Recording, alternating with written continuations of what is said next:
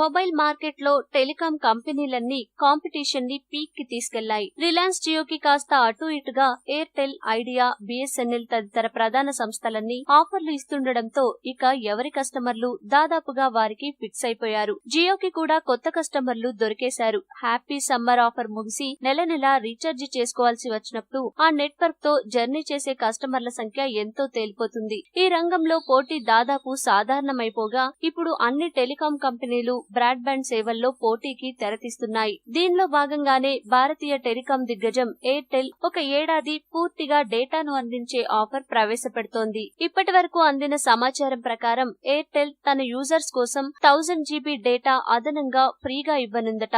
Airtel ఈ offer ని పొందటానికి 4 ప్లాన్స్ ప్రవేశపెడుతోంది. 1099 రూపాయలు, 1299 రూపాయలు, 1499 రూపాయలు, 1799 రూపాయల ప్లాన్స్ లో 1000 GB డేటా ఫ్రీగా లభిస్తోంది. ఇంకా 899 రూపాయల ప్లాన్ కూడా ఇస్తోంది. దీనిలో యూజర్స్ కి 750 డేటా ఓ ఏడాది పాటు లభిస్తుంది. 1099 రూపాయల గల ప్లాన్ లో 40 MBPS స్పీడ్ మరియు 90 GB డేటా లభిస్తుంది. 1299 రూపాయల గల ప్లాన్ లో 100 MBPS స్పీడ్ తో 125 GB డేటా లభిస్తుంది. 1499 రూపాయలు మరియు 1799 రూపాయల గల ప్లాన్ లో 100 MBPS స్పీడ్ మరియు 160 GB 220 డేటా లభిస్తుంది. ఎయిర్టెల్ యొక్క ఈ సర్ప్రైజ్ ఆఫర్స్ కేవలం రిలయన్స్ జియో ఫైబర్ బ్రాడ్బ్యాండ్ సేవ కౌంటర్ ఇవ్వటానికి ప్రవేశపెట్టబడింది.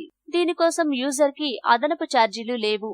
ఈ వీడియో మీకు నచ్చితే లైక్ చేయండి, అందరికీ షేర్ చేయండి, కానీ సబ్స్క్రైబ్ చేయడం మాత్రం మర్చిపోకండి.